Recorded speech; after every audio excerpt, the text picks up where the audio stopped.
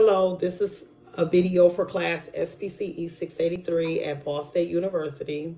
Today I will be talking about prompt hierarchy, and I will discuss in detail what prompting is and a specific skill and how a behavior technician, an instructor, or a teacher will utilize prompts and how to fade prompts. This is the prompt hierarchy.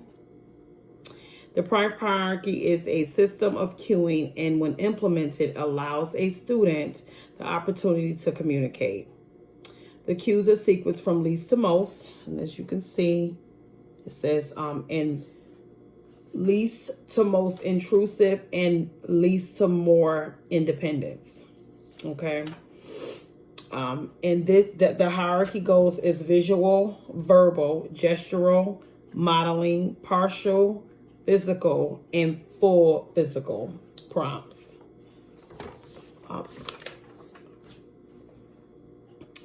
The prompt hierarchy, if implemented in this order, the cues allow each student a greater number of opportunities to communicate. The first level is always the independent level. No prompts are used, and the last level uses the most prompts. This ensures the learner will respond correctly. The other prompt levels, called intermediate levels, provide more help than the independent level and less help than the controlling prompt.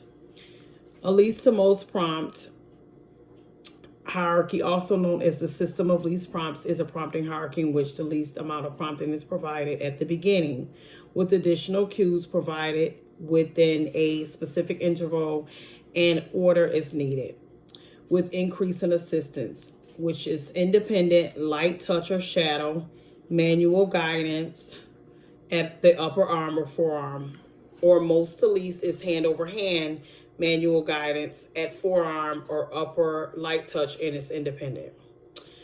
One of the first prompts is a gestural prompt. A gestural prompt can include pointing or nodding, any other type of action a learner can watch his instructor do. For example, if the instructor asks the learner, what is something you can drink from? And the instructor points to a cup. The second one is a full physical prompt. A full physical prompt is where the instructor provides physical contact to guide the learner through the entire requested activity. For example, if the instructor asks the learner to clap your hands, the instructor prompts the learner by holding each of the learner's hands in his and then moving the learner's hands through the entire action of clapping the hands, hand clapping. The third is the partial physical prompt.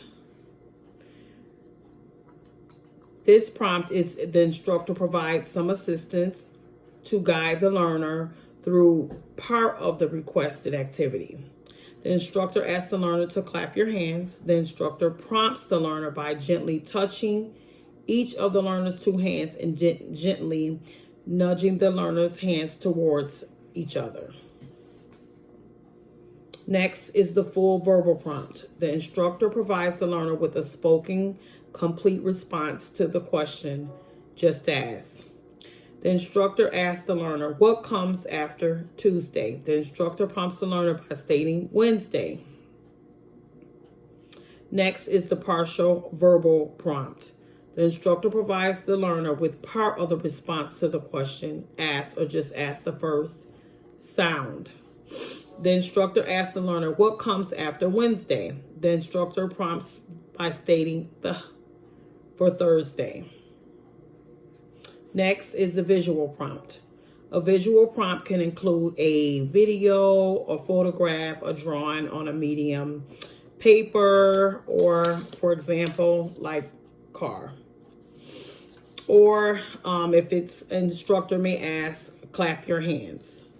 The instructor prompts the learner by playing a video or showing, like I said, if it was a car, you would show a picture of a car.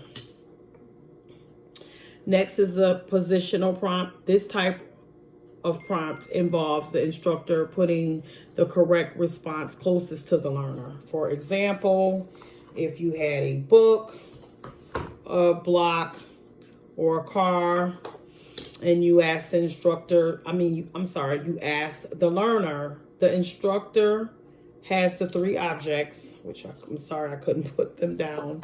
And I move the block closer to the student and instruct the learner to touch the block.